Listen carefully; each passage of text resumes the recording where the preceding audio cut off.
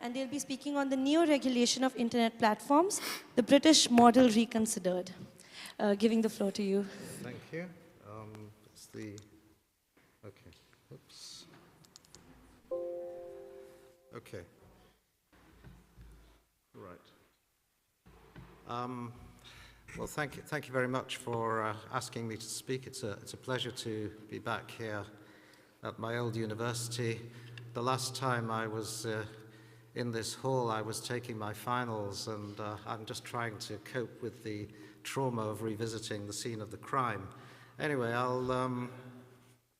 I'd like to reflect today on UK developments in internet regulation and to put them in an international geopolitical context.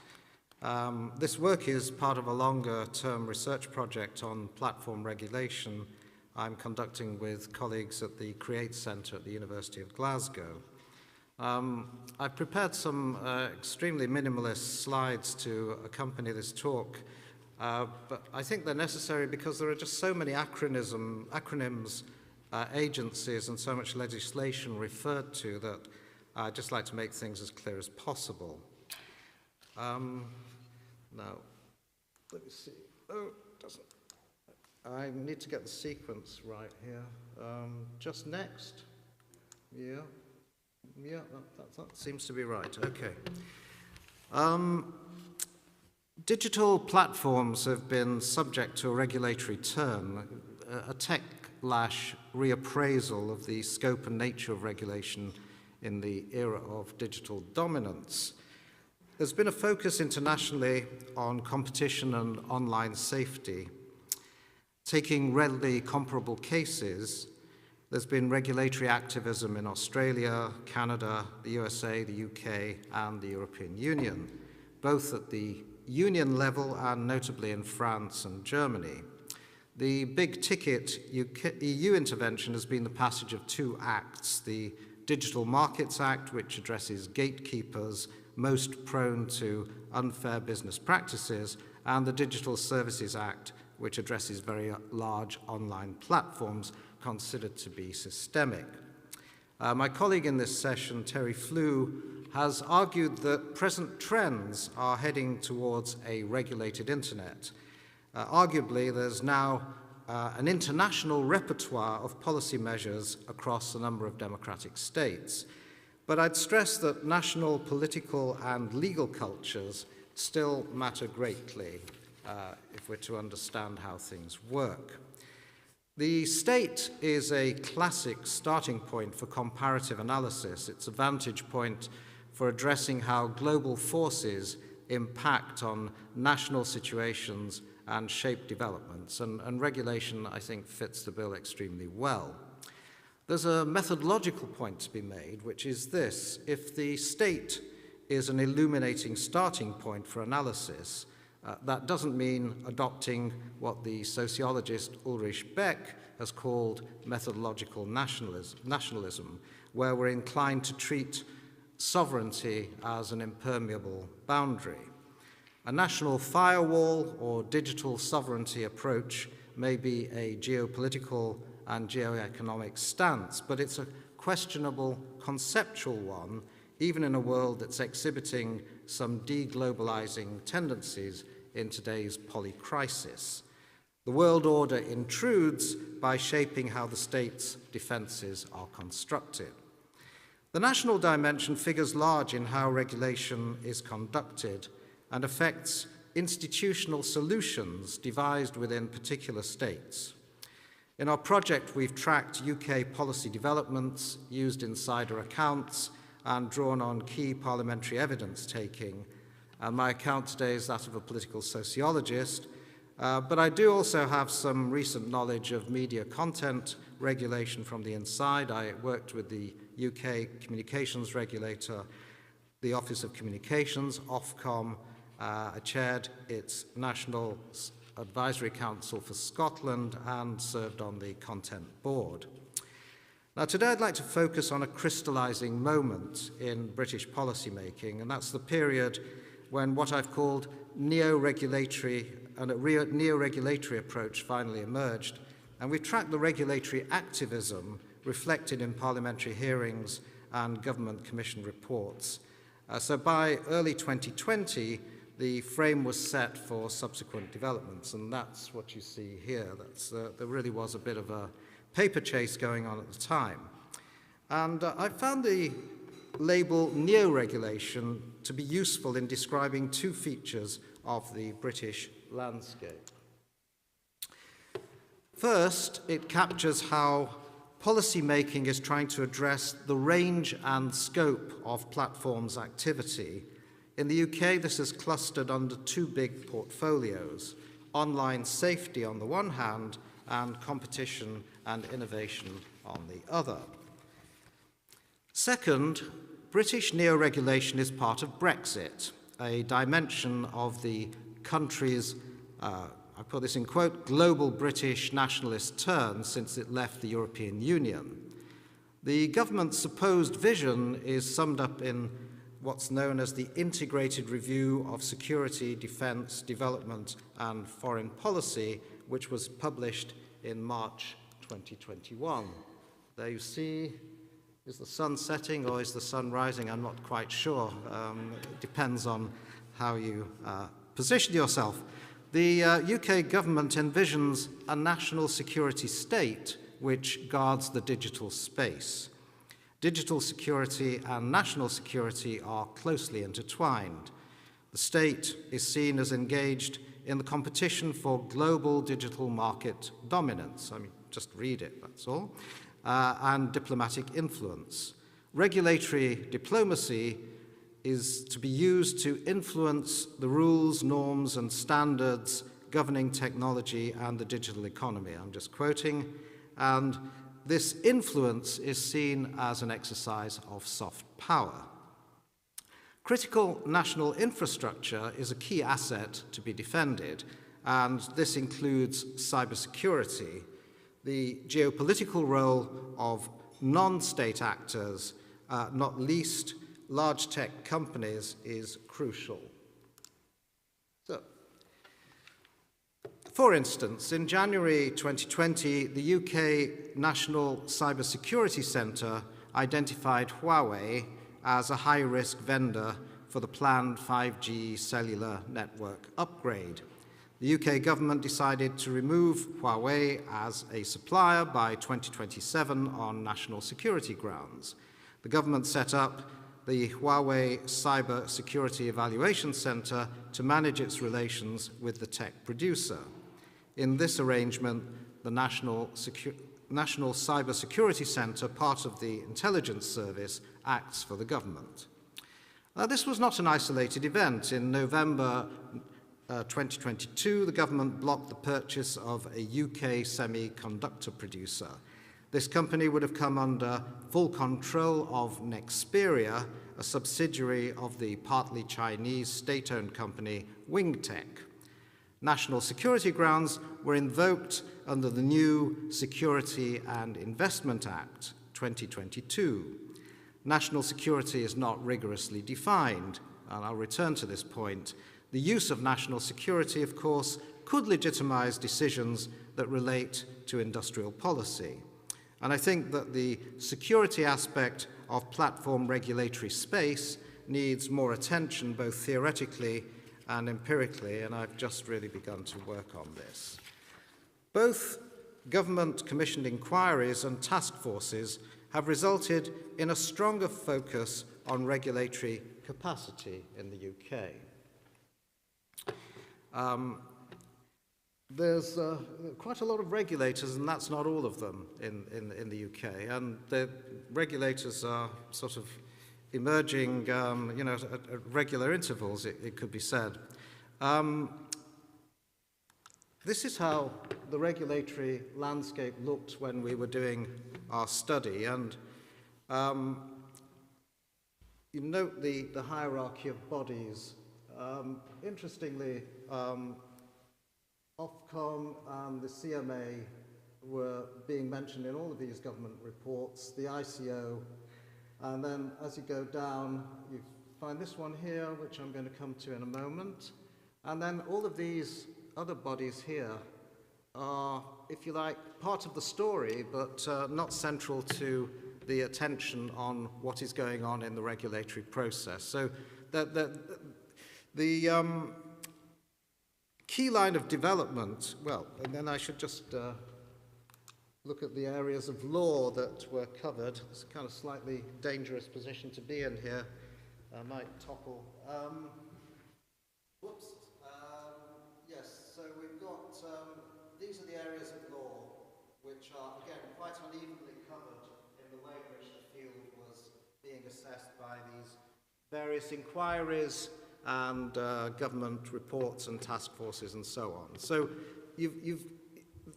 what you can see over a period of 18 months or 2 years is increasing concentration on the problem of regulation, where it is situated, and what kinds of consideration come into play, legal considerations not, being pretty central to that.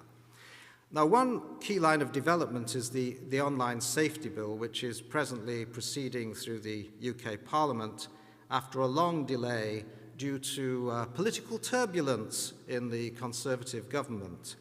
Reorientation to platforms has had an effect on the regulatory landscape. The key media and communications regulator, Ofcom, is extending its already huge range of competencies to major internet platforms. If online safety dominates the headlines, most new regulatory thinking has actually centered on competition. In 2019, the Harvard economist Jason Furman headed a review of digital regulation. A pro-competition regime was proposed for the most significant digital platforms, those with so-called strategic market status, SMS for short.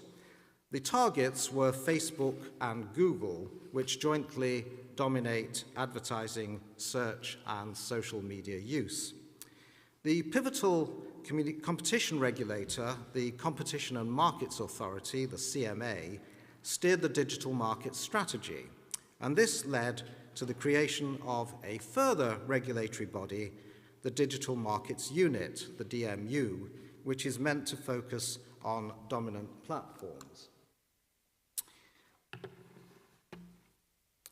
A couple of decades ago, the British political scientist Michael Moran analysed what he called the hyper-regulation of the British state, and I think digital regulation exemplifies this process.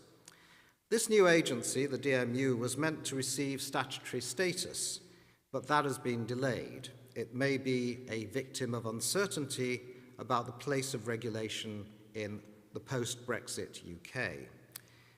We've had 3 Conservative governments this year, and if you look at their plans, for example, for financial services, you'll see there is a deregulatory current alive. So regulation is in a difficult place in many respects currently in the UK. I'll now turn to regulatory innovation in its institutional aspect. Julie Cohen has argued that the shift from industrial to informational capitalism has brought about major shifts in regulatory practice and its legitimation. She's identified various forms of creative institutional entrepreneurship. Focused on the UK, Cohen demonstrated shifts from traditional administrative law in various areas, including platform regulation. And I think the UK provides another apt illustration of her argument.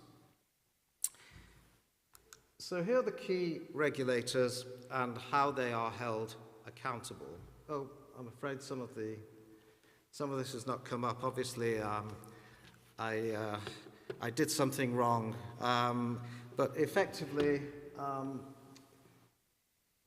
yeah. Oh, they are coming up. That's it. Okay. So another. Yeah. I think I've rectified the anomaly, so to speak. Yeah, that's it. Okay, they're all there. So as you see, they occupy different positions. You've got the statutory trio there, and then you've got some, people in the regulatory orbit who are under ministerial supervision. Then you've got other bodies which are corporate because they're actually industrial bodies which have the sanction of the state. Then you've got this charity down here, which also has the sanction of the state. And then you've got this strange body here, which we'll pronounce Stiru, which is really not very clearly accountable in ways that are transparent, one could say. In 2020, the Office of Communications, the Competition and Markets Authority, and the Information Commissioner's Office created a new alliance. All these regulators have a secure statutory status. They report to the Westminster Parliament and they exercise enforcement powers. And they jointly set up something called the Digital Regulators Cooperation Forum, DRCF, and the Financial Conduct Authority joined in 2021.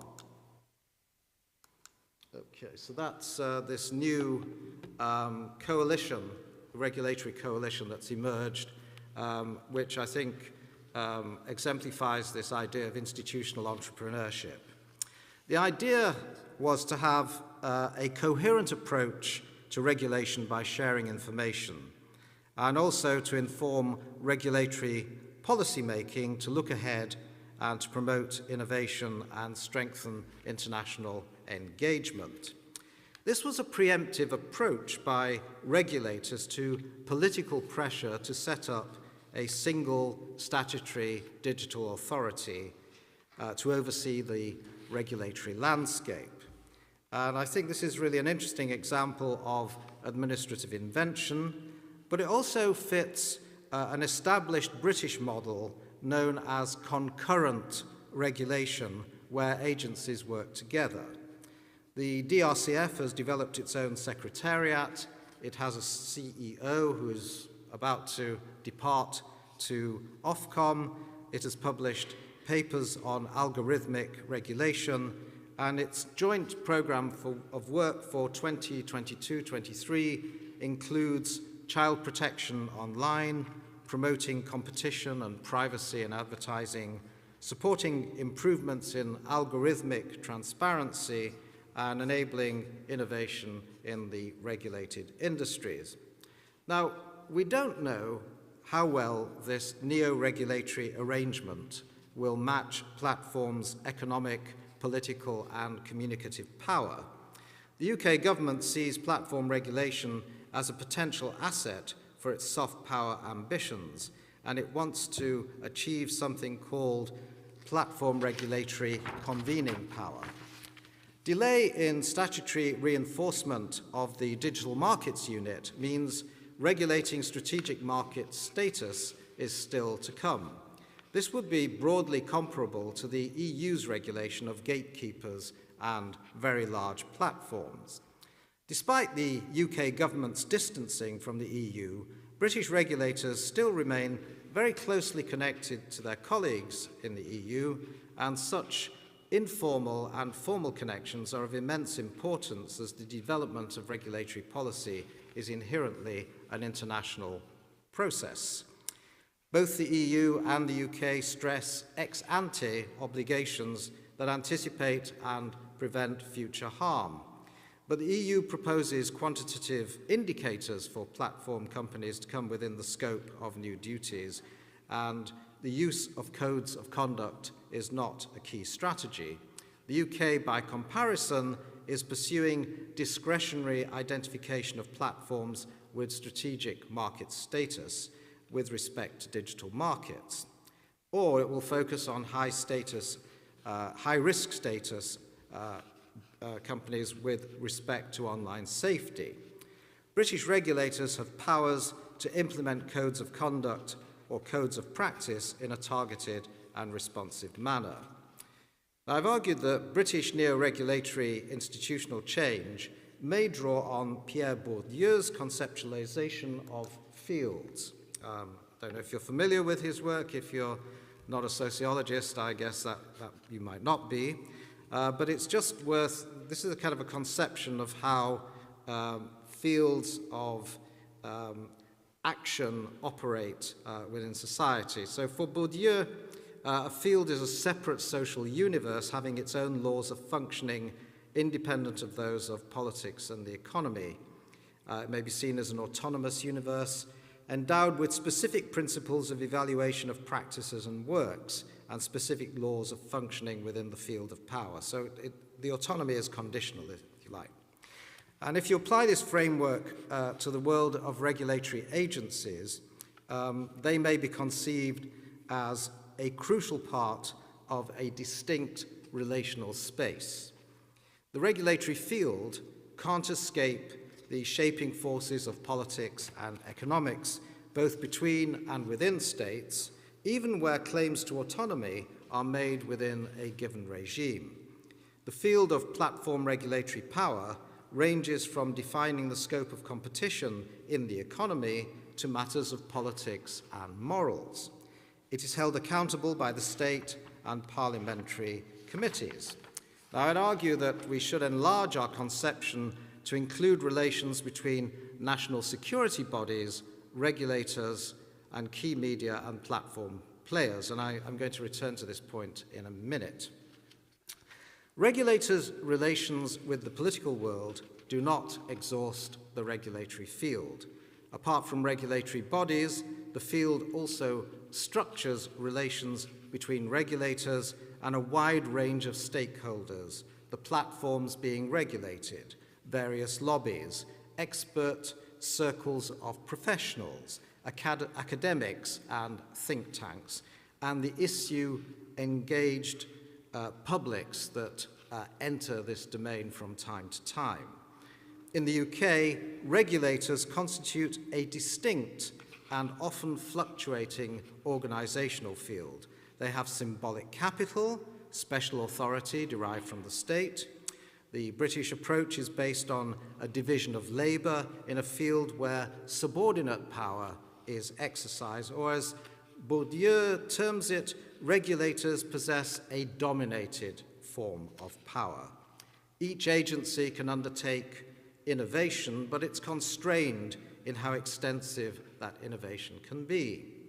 The patchwork quilt evolution of the UK system means that as well as competing for regulatory space, regulators have also developed cooperative strategies as a mode of survival. The British case is a reference point for comparative analysis. It has potential implications for what the legal analysts John Braithwaite and Peter Drausch call regulatory webs and competitive mechanisms of globalization. The UK's evolving approach reflects pragmatic coordination between multiple agencies' strategies. Instead of a hierarchy of actors under a super-regulator, pragmatic incrementalism is the way that's been chosen.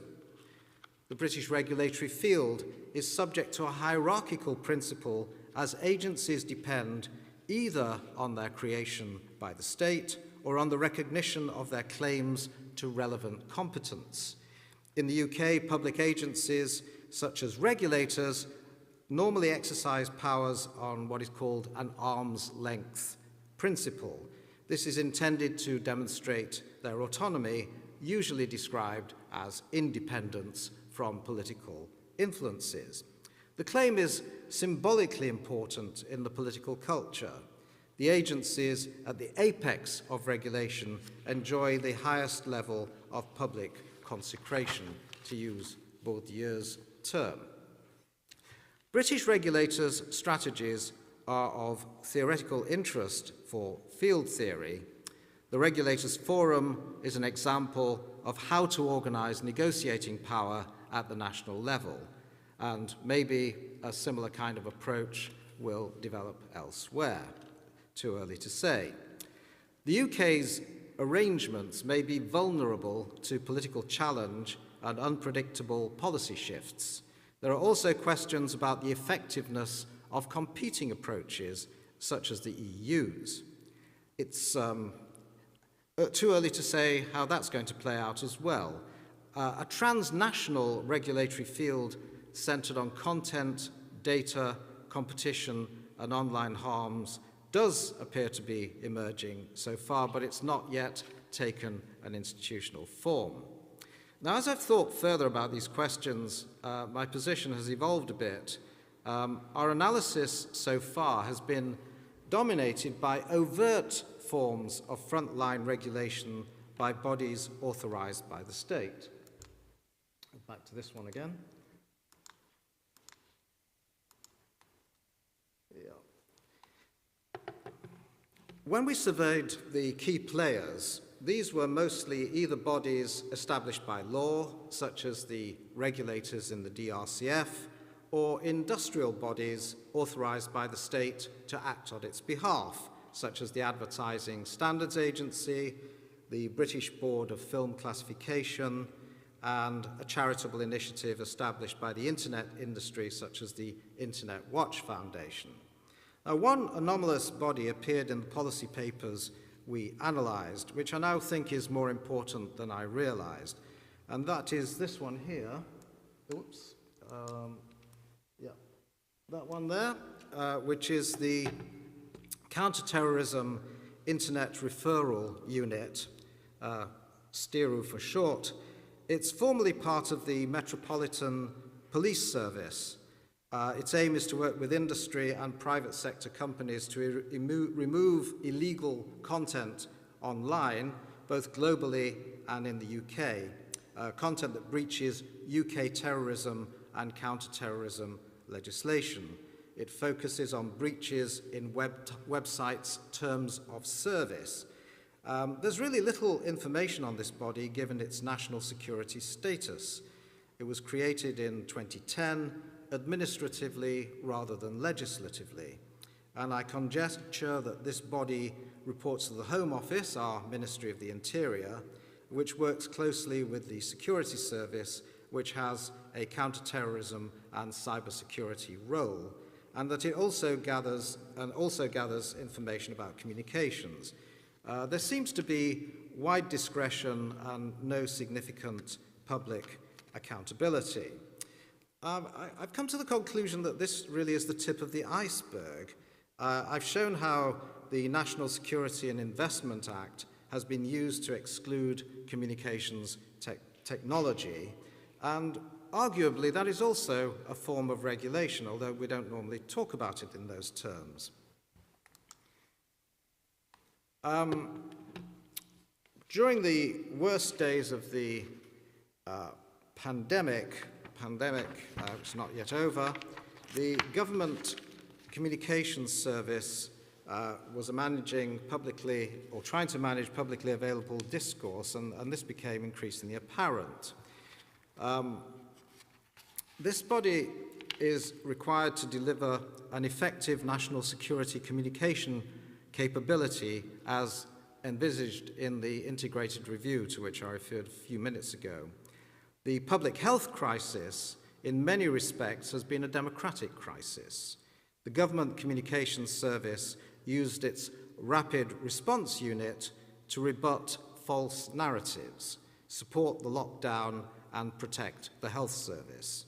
Aside from challenging misinformation in ways that have never been specified, it worked with social media platforms to remove harmful content. Now, is that regulation? It would seem to qualify. We know it happened, but we don't know anything more about it. So this kind of regulation is, in effect, known about, but also covert in terms of how the activity is conducted. In a similar way, a counter-disinformation unit headed by the Department of Digital, Culture, Media and Sport drew on personnel from across the government and the tech sector. Again, during the pandemic, it was set up in March 2020. A parliamentary committee learned that military experts participated in the actions taken. Like STIRU, this unit indicated to platforms that their content breached their own terms and conditions. This kind of operation was previously used during UK and EU election campaigns, and such activity and the possibility of reviving it from time to time really indicates something about the flexible reserve capacity of the British state. The covert approach tells us about the style of intervention in the UK. It's not secret. If it were, I couldn't discuss it or even know about it. But it is discreet, and nothing significant about how it operates is disclosed on national security grounds. It is not unique, although Stiru appears to have pioneered an international model of informal governance. Like the British exemplar, other agencies of this kind of activity have been dubbed Internet Referral Units. The EU has one located within Europol. France has l'Office central de lutte contre la criminalité liée aux technologies de l'information et de la communication, quite a mouthful, which has the acronym OCLETIC, very elegant, and there are other such bodies around and about.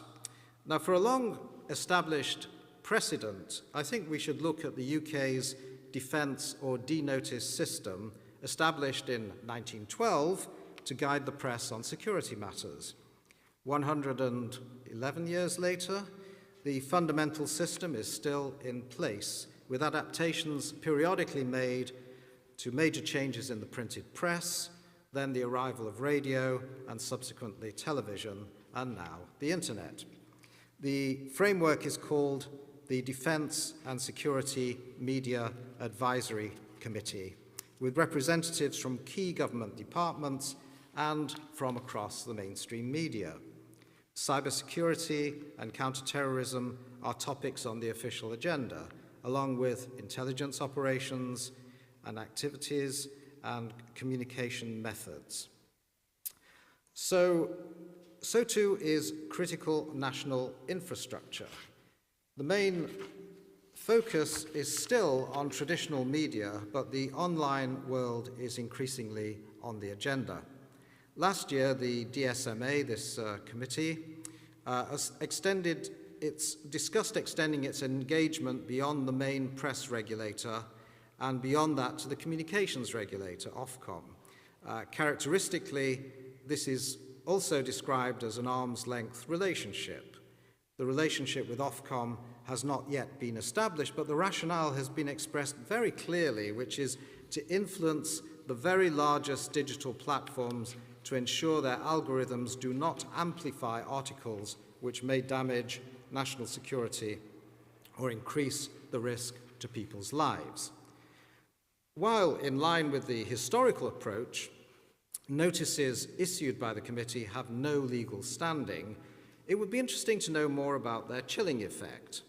The D-notice arguably was the prototype for internet referral.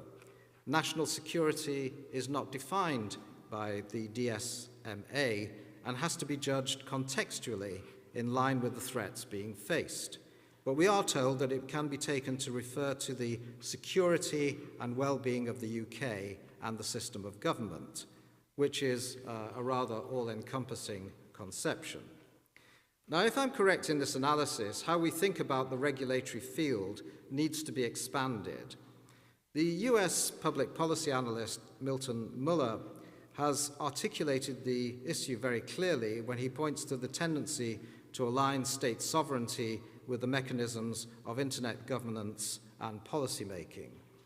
What Muller calls the national securitization of this field is apparent in the defensive measures taken regarding technology in the UK as elsewhere.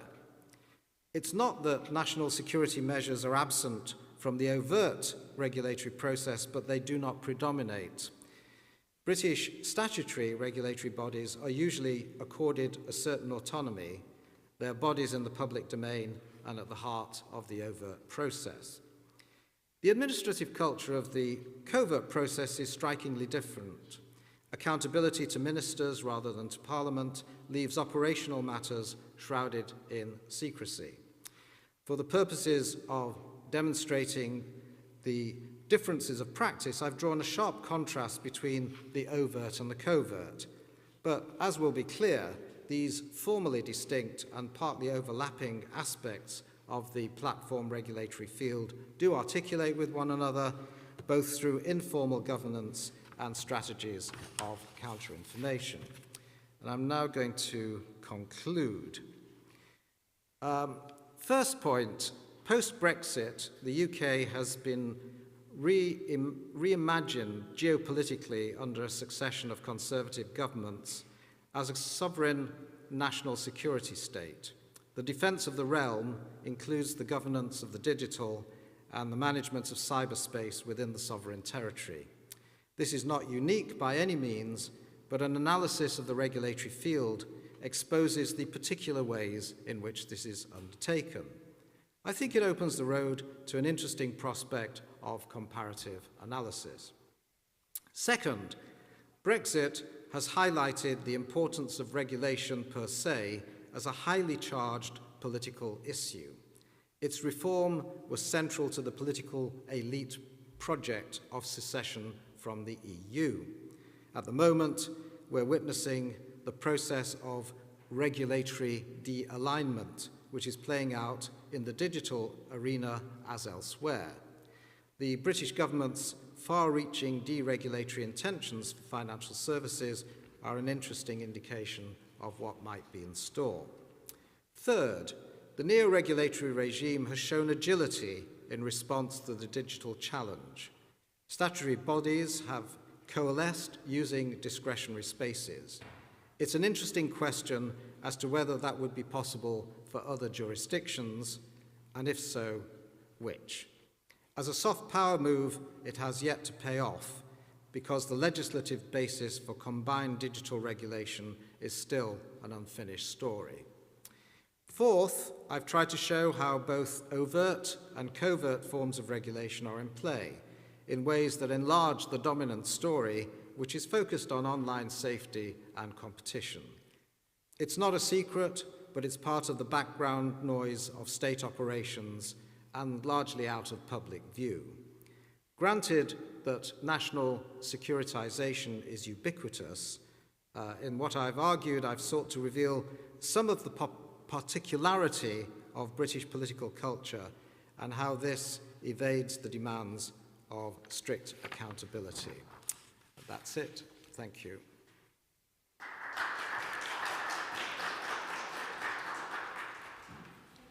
For the presentation. We'll be saving the questions for the rest, for the end of the session because we have our next presenter.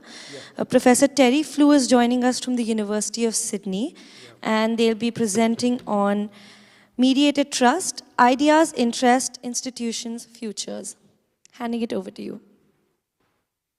Thank you very much, and I'm very, very honoured to be an invited participant for this prestigious forum, and my one regret is that I can't be with you there this morning. Now, I'll just take a moment just to bring up my slides. So I should say at the outset that these have been topic areas that Philip Schlesinger and I have been discussing over a period of time, and I hope that you'll find some synchronicity between our presentations.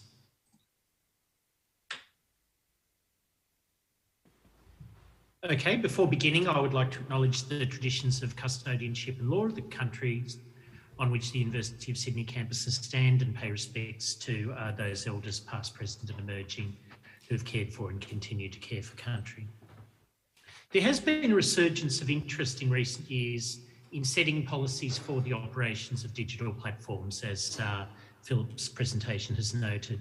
Amidst arguments that we're now in an era of the platform economy or platform society, legislators, policymakers, regulators, activists, and other companies, particularly traditional media companies, began to clamour for investigations into the power of digital platforms and their economic, social, political and cultural impacts. After a long period where the largest tech companies tended to ignore demands for greater accountability. Sorry to interrupt you, Professor Flew.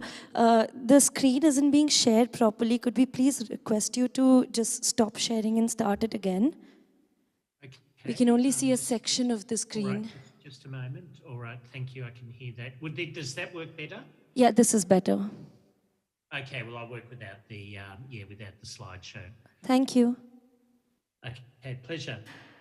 So there's been a proliferation from the late 2010s of public hearings, reports, discussion papers, and new laws dealing in particular with the largest digital communications platforms, what has come to variously be referred to as the GAMFA or the FANG. It was estimated that as of mid-2021, there are over 100 such public inquiries taking place across different nation states, as well as through supranational entities ranging from the United Nations to the European Union. One can date various formative moments and public shocks that were drivers of these developments, leading to what The Economist has termed the global techlash. Events of note included, I think the election of Donald Trump as US president in 2016 was very important to shifting the parameters of discussion around the internet and digital platforms, particularly with regards to the proliferation of online fake news and questions of Russian and other electoral interference. Of course, the Cambridge Analytica data scandal revealed to The Guardian by whistleblower Christopher Wiley in 2018 was significant. Live streaming at the Christchurch mosque shootings in 2019 on Facebook, and the deplatforming of Trump on Twitter and other social media platforms following the January 6th insurrection. The policy turn has been, as Philip has noted, a global phenomenon, but one with distinct national policy drivers and motivations. While such policies often involve ad hoc responses to particular incidents, the suite of policy measures being adopted is becoming less reactive and more focused on shaping the digital communications landscape. And the rationales for new public policy for digital platforms increasingly go to the heart of questions surrounding the economic, political and communications power of data-driven digital platforms and the size and scale of the technology giants involved and their expansion into ever wider domains. The result has been, as Philip's presentation has noted, the emergence of this sprawling new regulatory field as disparate national policies emerge to regulate global digital platforms. There is, of course, some dialogue and cooperation between different national regulatory agencies responsible for the oversight of such policies, but the drivers are typically national rather than transnational in nature. They're often linked to the electoral cycle in liberal democracies, as proposals to address the power of digital platforms, or big tech as it is sometimes referred to, tend to be popular with voters, often the same voters who use the platforms involved. And the support for such measures often cuts across party political divides. The push for greater nation-state regulation of digital platforms has occurred in the context of a platformisation of the internet and the concentration of control over key functions of the digital economy by a relatively small number of global technology corporations. This is a story with which you would be familiar. Digital platform companies grow through their ability to mediate between users and businesses in multi-sided markets, and platform business models have been combined with what Tarleton Gillespie described as a curated, organised, archived and moderated web through digital platforms, and noting Julie Cohen's observation in 2017 that for most practical purposes, the network of networks is becoming a network of platforms, internet access and user intermediated from beginning to end. Such developments are often erroneously described as marking the shift from an unregulated internet to a regulated one, or taming the wild web. The reality is that policy decisions have always shaped the development of the internet and the evolution of digital platforms. But at the same time, I think it's fair to say that policy decisions made in the early years of the internet tended to promote a situation where, as Haggett and Schult have observed, the main expansion of the global internet unfolded with governments mostly as spectators. So US leadership in matters related to the internet in the 1990s and 2000s were associated with policy ideas around internet governance that became hegemonic internationally, that included the idea of the open internet as a form of US soft power, where the open internet, its existence was taken to be a beacon and a measure of personal freedom. The principle of multi-stakeholder government, and the idea that corporations and civil society actors could and should have equivalent status to nation-state governments in global internet governance and the operations of transnational governance institutions, and with that, a limited role for governments in the regulation of online speech. The contemporary situation, I think, is different, and it's different in the liberal democracies. It would be one thing to note that it's different in one-party and authoritarian states. In some respects, it always has been. But what's notable about the current policy turn is the extent to which it's been coming from within liberal democracies and from political parties of both the right and the left. And I think the contemporary situation is that national legislatures are increasingly insisting on platform accountability, as well as supranational legislatures such as the European Union, that internet governance is increasingly tied to competition between major powers. I'll say more about that later in the presentation.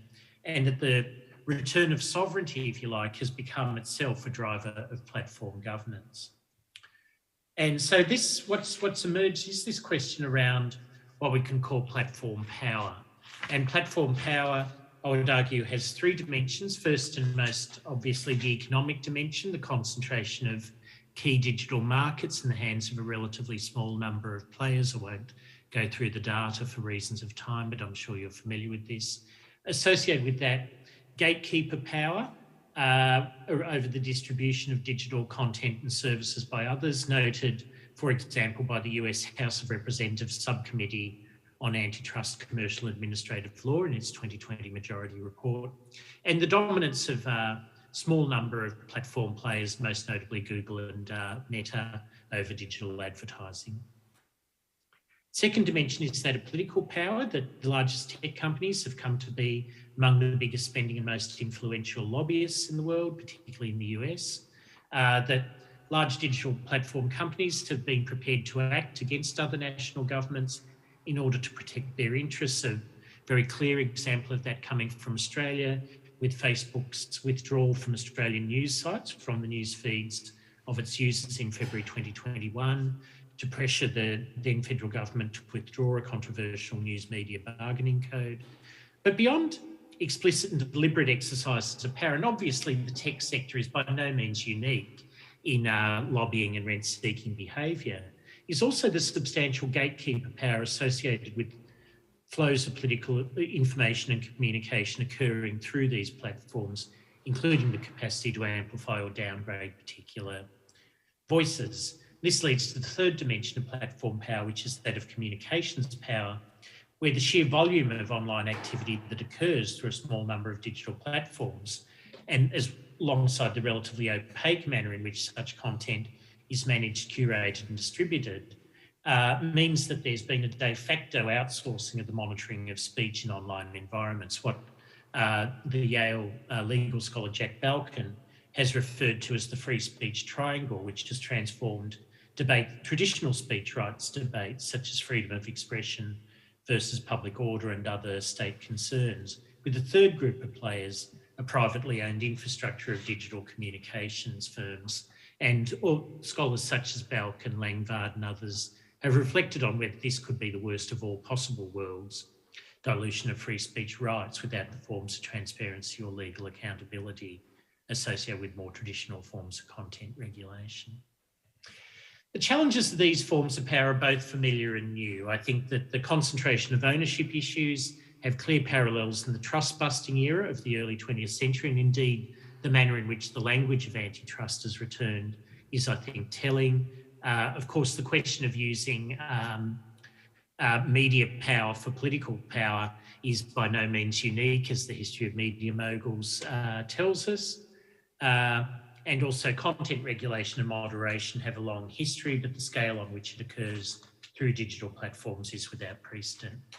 So I think we've had these three eras of internet governance. The first stage, that of the open internet, from the 1990s to the late 2020s, where the focus was primarily upon allowing a global decentralised network to emerge with minimal government interference. And this necessitated an approach to governments that was hands-off to the greatest degree possible, or what Ithiel de Sola-Pool, in his, in many ways, prescient 1983 book, Technologies of Freedom, described as a policy of freedom that would enable the new technologies of freedom to thrive. The second stage, which increasingly shaped the 2010s, was that of the platformised internet, where online access and content was increasingly mediated through a relatively small number of digital platforms, what's been variously referred to as platform capitalism, digital capitalism, data colonialism, and surveillance capitalism. And I think we're heading into a third stage, or in a third stage, if you like, where many of the adverse consequences of this second period, along with apparent concentrations of economic, political and communications power, have set the stage for a third era of the regulated internet, where nation states increasingly seek to develop laws to regulate digital platforms and tame the flows of internet content. So we could picture these in such a way that a classic symbol of the early open internet would be that of Wikipedia. Classic symbols of the platformised internet would be the Cambridge Analytica scandal, or the 2020 Netflix documentary, The Social Dilemma. And as I've indicated, I believe we're heading towards an era of the regulated internet. I should say that, if you like, a blind spot of each period, blind spot of the open internet, I think it's quite clear, was political economy and questions that it would matter who owned the platforms on which communications interactions occurred. Of the platformised internet, I use the Greek term akrasia to refer to the concern that others cannot be trusted to look after themselves, if we put it that way, and the surge of concerns about online harms in various ways, shapes and forms. The challenge of the regulated internet will be that of state capacities, and in particular, the degree in which regulatory activity occurs in a form that's genuine, hands-off and not politicised. Okay, and Bowers and Zittrain have referred to these three eras as the rights era, the public health era, and the process era, noting that the challenge of the process era, as they refer to it, is around who regulates, how regulation should occur, and what are the workable compromises between competing objectives, particularly those around rights and harms, as well as other emerging considerations. All of this occurs in the context of a crisis of trust. The United Nations Secretary-General, Antonio Guterres, has identified a malady of mistrust as being as damaging to global societies as COVID and climate change, as he puts it, a surge of mistrust and misinformation is polarising people and paralysing societies. A breakdown in trust is leading to a breakdown of values. And the rise of populist movements is connected to this. One of my favourite cartoons to capture the populist moment from the New Yorker from 2017, this man standing up and saying, "These smug pilots have lost touch with regular passengers like us.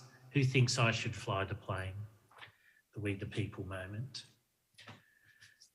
Okay, so there's evidence worldwide of pervasive mistrust of political, media and business institutions. Declining trust in social and political institutions has been associated with populism and political polarisation, public health misinformation, particularly in the COVID context, and citizen disengagement with public institutions. And among the societal costs of rising distrust can be more risk-averse government, citizen non-compliance with public policy, reduced economic innovation, fraying social cohesion, and weakened legitimacy for political institutions. At the same time, trends in trust can vary over time. There was an interesting phenomenon in Australia and New Zealand, I don't think paralleled in the UK in 2020, where there was an increase in trust in government in the wake of responses to the global COVID-19 pandemic. This trust in government dissipated over time, but it does indicate that it's not simply a one-way street.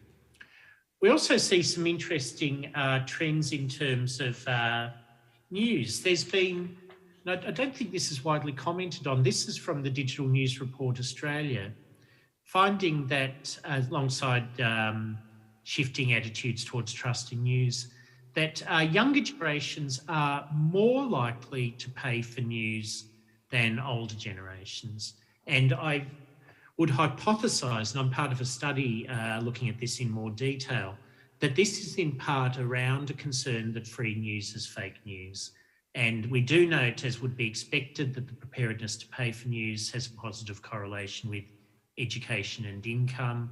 But I think important to note, Generation Y and Generation Z are significantly prepared to pay for news. Now, trust constitutes what's being described as an invisible institution. central to a range of factors identified there. The sociologist Nicholas Luhmann observed that trust is a basic fact of social life. A complete absence of trust would prevent a person from even getting up in the morning. So trust is part of the nature of being social and being part of a complex division of labour and responsibilities. But its embedded and often invisible nature makes its significance difficult to define and measure. As Bernd Blaubaum observed, trust is not visible and is difficult to describe. It exists, so it's tangible, but at the same time, trust remains abstract. I've argued elsewhere, particularly in my 2020 ICA presidential address, that communications is central to trust, although I think we've perhaps underestimated the capacity of communications as a discipline to say something about trust, that it's often been implicit rather than explicit. And I have been undertaking studies of this, referring to various scholarly journals in the communications field and how concepts related to trust have emerged. Obvious examples would include the public sphere and communicative action, but also areas such as agenda setting theory, media influence, the whole literature around post-truth, effective news, media populism and moral panics. I think there's often one of the directions in which this work has been going has been around the notion of mediated trust. And I do want to make the observation that one thing I think communications as a field tells us something about is the limits of fact-checking to deal with misinformation, that the focus on the supply side framing of trust in communication as being about eliminating bad actors from mediated spaces, I'd argue continues to shape many of the approaches we have to misinformation, but ignores the extent to which the cognitive dimensions of information and news, and the extent to which news is sought as a form of affirmation, is seriously underestimated in this literature, as authors such as Camargo and Simon have recently conceded. And indeed, Jürgen Habermas, who's often seen as the rationalist scholar par excellence, observes that the three worlds of communicative action not only relate to the truth of statements or their epistemic rationality, the objective dimension, but also out of ethical and moral rationality and empathetic understanding of the other. And this concept of mediated trust has been developed by a variety of writers, Balázs Bodo, Mike Schaefer, and others. Now, in order to situate this work more explicitly, a concept I've developed in thinking about this has been that of the three I's of ideas, interests, and institutions. And in my 2021 book, Regulating Platform, I use this concept to develop a synoptic history of the early internet and how decisions made in the early years of the internet continued in a path-dependent sense to shape industry structures, public policies, and cultural debates, drawing upon a new institutionalist framework in communication studies derived from other fields of the social sciences, such as political science and economics.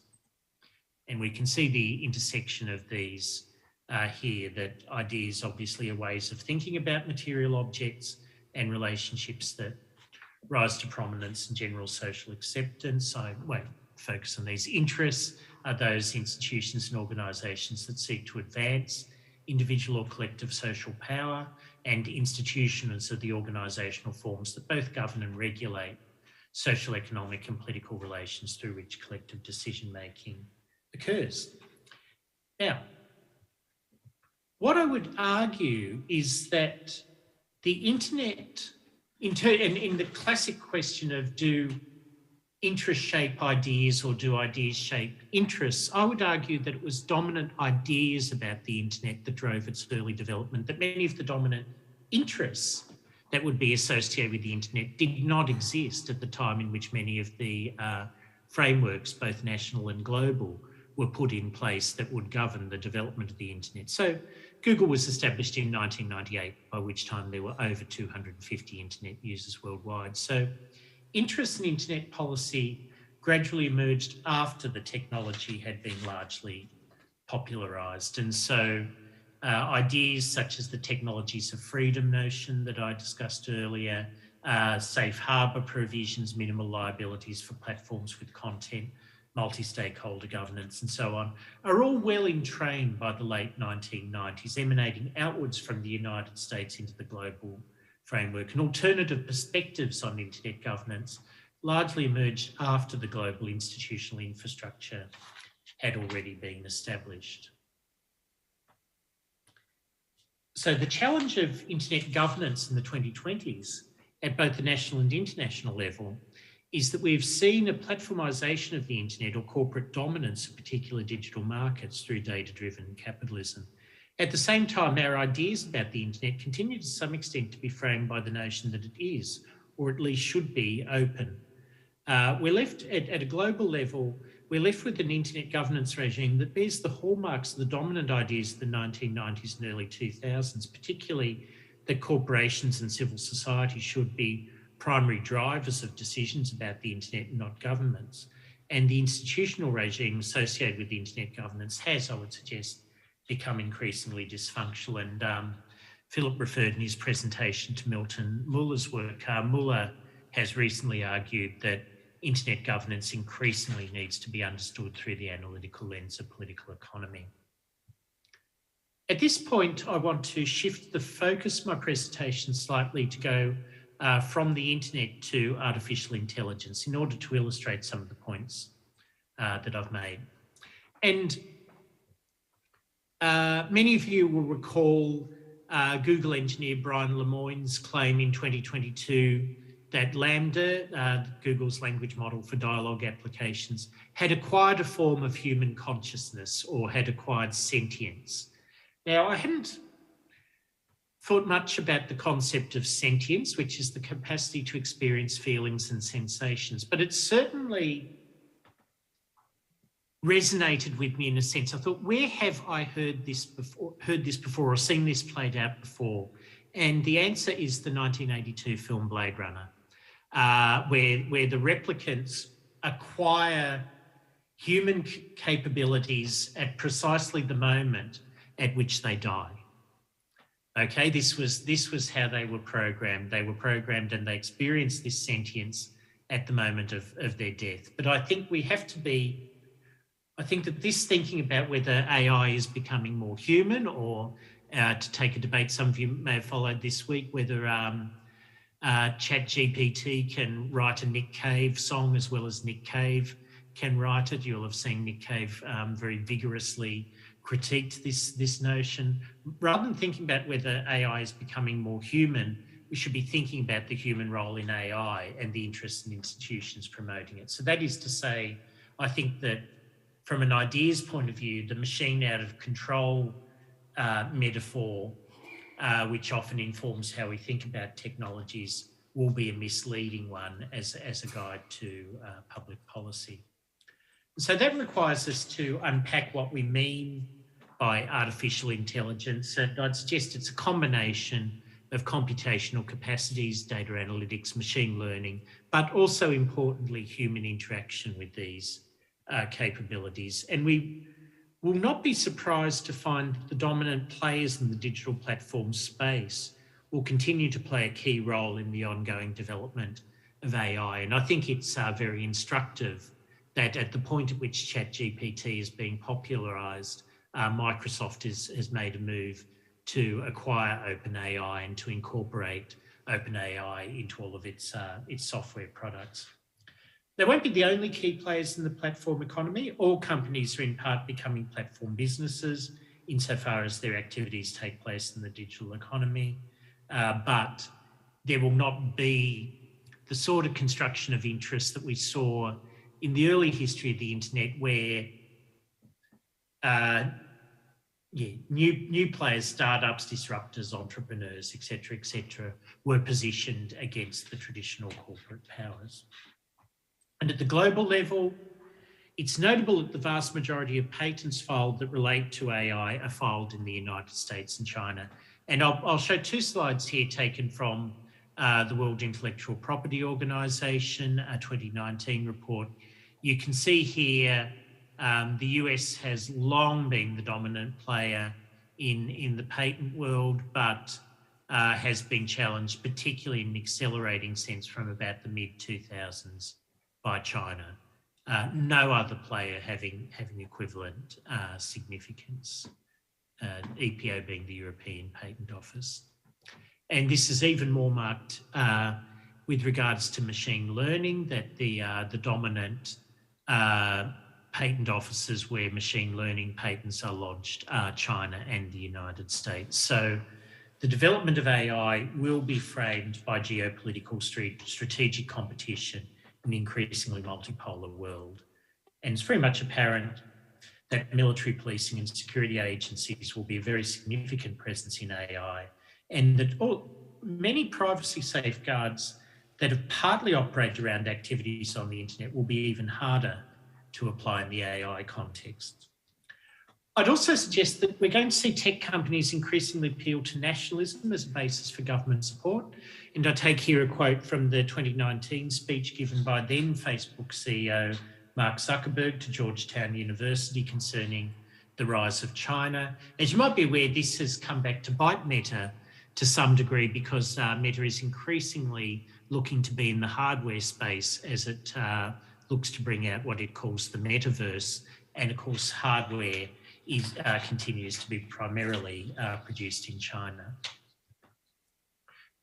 I think one of the challenges we're going to face in the AI space is there will be a renewed debate about self-regulation, as has been the dominant mode of governance for digital platforms, and will be accompanied by a very positive vision of AI and the idea that good uses of AI can drive out bad uses. And I present here Professor Ali Majalili, head of the Centre for Artificial Intelligence Research and Optimisation at Torrens University, described as Australia's leading thinker on artificial intelligence, well, maybe. He argues that to defend against the misuse of AI, we also need to use other technologies, other variants of AI to defend against it. So we will see a push to keep government at arm's length in the AI space, as we did to a very significant degree in the internet space. At the same time, the current political climate is less favourable to tech companies, or indeed possibly to the corporate sector generally. There is a degree to which concerns about AI will always resonate in the public domain, and this was the concern about major Australian stores such as the ubiquitous Hardware, Bunnings Warehouse and Kmart using facial recognition technologies in their stores. So there will be continued push for something to be done about what are seen as misuses of artificial intelligence. We will also see push for codes of ethics and ethical design principles being the way to resolve issues related to artificial intelligence. But this has also been critiqued by activists and scholars such as Luke Munn, referring to AI ethics as essentially useless, arguing that the underlying principles are either meaningless or endlessly contested and toothless without mechanisms of enforcement in the face of breaches. So my concluding remarks would be that the AI revolution comes in the wake of the global tech clash. So I think we can expect to see new laws and regulations to govern AI at an earlier stage of its evolution than was the case with the internet. AI will be most likely shaped by the existing dominant corporate interests. It is absolutely not going to be the foundation for a transition from what some call Web 2 to Web 3. It is not going to mark a return to the decentralised or open internet. The context of nation-state sovereignty and major power competition will quite explicitly shape the development of AI, and the likelihood of transnational governance mechanisms, I would suggest, is very low at this stage. Whereas the internet in the 1990s was both cause and consequence of a kind of liberal internationalism that foresaw a world beyond nation states. And as I said, AI ethics will be presented as an alternative to nation-state governance regulation. The balance of political economic forces around AI will be critical to whether this gets traction. Thank you very much for your time.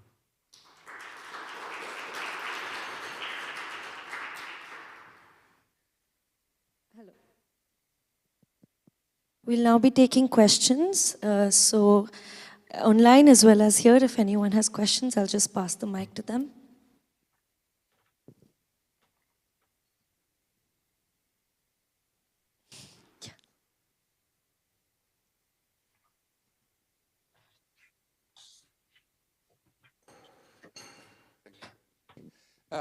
Thank you. Please tell me to stop. I've only just come in, so caught the last minute or two. Please tell me to stop if I'm just repeating or it's completely irrelevant. You mentioned at the end nation states and competition. I've seen that very much at the sharp end. Attacks against me and my colleagues in the organization I worked for by state-protected actors. How do you see democratic governments and the relevant big techs in democratic countries as preparing to step up from the challenges of that, both individually and collectively? And is there a chance for bringing big tech inside the tent to properly regulate, preserve and protect individuals, but also, let's be blunt about it, geopolitical competition? Thank you. But by the way, the name's Ewan Grant. I'm ex-law enforcement, but I was customs and excise, not police. Thank you. Thank you very much, Ewan, for your question, and Philip may also wish to comment. I think that there's cross-cutting tendencies here. I think that partly whether particular nation states are going to respond to the sort of issues that you've raised will partly depend upon the composition of their legislatures in particular. And in my own country, in Australia, there's been some degree of loosening of the two-party system, and I think that's quite interesting in that it potentially opens up a space, because I think some of these issues are not necessarily left-right issues. I think it's interesting to observe in the US that the Biden administration has been considerably more consistently willing to address the power of the big digital players than was certainly the case with either the Clinton or Obama administration. So I think it will partly relate to the capacity of the legislature, or indeed of the judiciary, to be able to initiate action independently of the legislature. At the same time, I think the point that is was clearly explicit in Philip's presentation and implicit in my own, that there is a degree of securitization associated with such with the role being played by governments, and that this is intensifying in an era of a multipolar world, if you like, is very, very marked. And there's where different nation states are positioning themselves in this space is also important. I note, in his 2018 keynote address to the Internet Governance Forum, the French President Emmanuel Macron explicitly proposed the European model as an alternative to, if you like, Beijing or Silicon Valley. Philip, was there anything you wanted to add on that matter?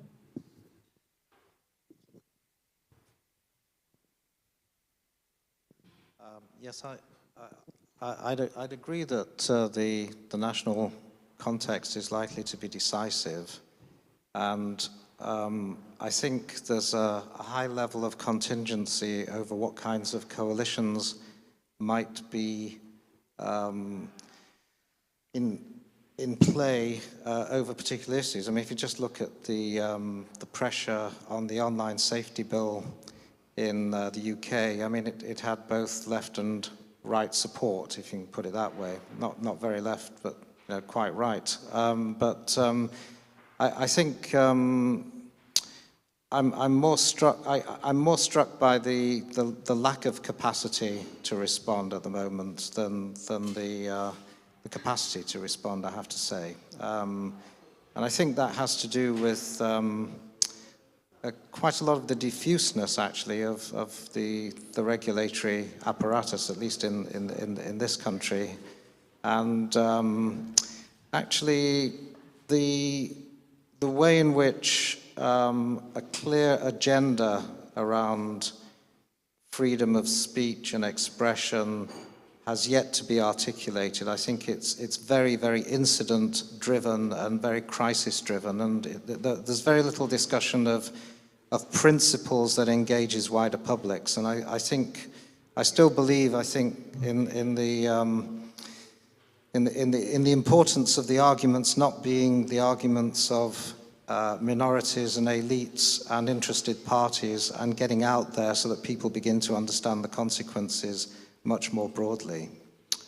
And I would certainly pick up on the point you made, Terry, about securitization. I mean, I do think there's a congruence in the arguments we're both putting forward there. And when you go into a sort of national security state mode, which I think is certainly, and when you have a crisis, an underlying crisis of democracy, I think the space for regulation becomes, well, the space for arguments about regulation becomes diminished, and authoritative regulation becomes much more of a norm. So we'll just have to see how this plays out, actually. We're not looking at a kind of an authoritarian response of a comprehensive kind, but I think as the kind of the crisis of competition plays through into the way regimes operate, that there will be complicated consequences. All right. Thank you guys so much. We will be starting the keynote presentation in just a minute. I think we're on to the next show, Terry. Sorry. Good to see you anyway. You too.